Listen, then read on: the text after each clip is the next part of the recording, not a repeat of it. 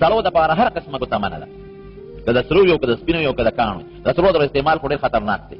د قیامت پر ورځ دا ګوتې چې چا جوړې کړي نو خدای پاک به د ده په ګوتو کې دقسې زنځیرونه واچي او جهنم زنځیرونه به یې ورچاږي وي. البته د سپینو زرو د 3.5 ماسو پورې اجازت شته، د سپینو زرو ګوته د 3.5 ماسو پورې، د هغې نه زیاته نه. هم علما وایي د سپینو زرو ګوته د 3.5 ماسو هغه چا له اجازت دی چې څوک د پاسه مهر جوړ کړي، ځکه حضور پاک د پاسه مهر جوړ کړی.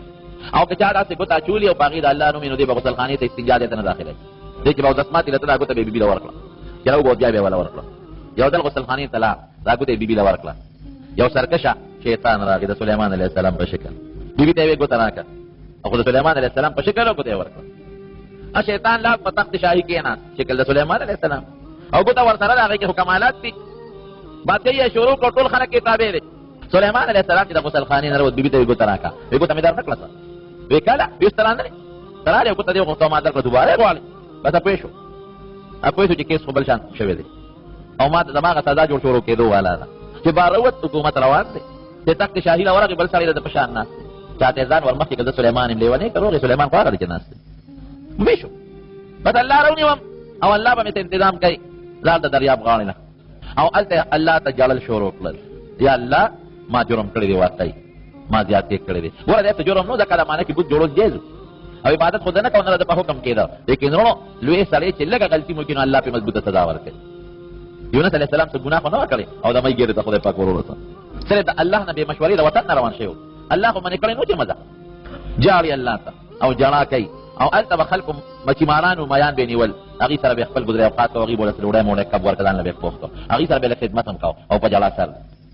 دې خو حکومت خو چلېږي، خو چې کم نیکان علما بزرګان دي هغې بل شان شی محسوسوي.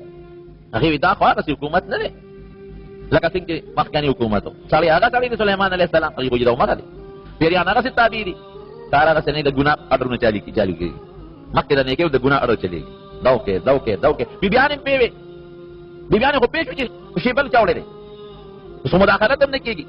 بیا هغې خپل میټنګ د علماو عالمانو راوغوښت، وایي تاسو څه محسوسوئ؟ ټول وایي بلکل محسوسوو. وایي څه محسوسوئ؟ وایي موږ دا هغه حکومت نه محسوسوو کوم چې څو ورځې مخکې یا خو سلیمان علیه السلام دماغ خراب شوي د یو مغه دې خو څه فرق پکې راغلی او یا څه مسله دار څه چل چلې. بیبیانو نه چې تپوس وکړه هغې ورته وایي چې او بلکل هم داسې ده. هغې بیبي مله وایي چې دغسې ما نه ګوته یو ځل یې یوړه بیا راغی وایي چې زما ګوته راکړه، اوس نور نه پوهېږم خو موږ ته هم دا ښه نه معلومېږي او نه موږ دې ځان ته پرېږدو. خدایه داسې کېږي. هغې توراتونه راواخېستل هغه علماو نیکانو خلکو او د هغې تلاوتونه یې شروع کړل.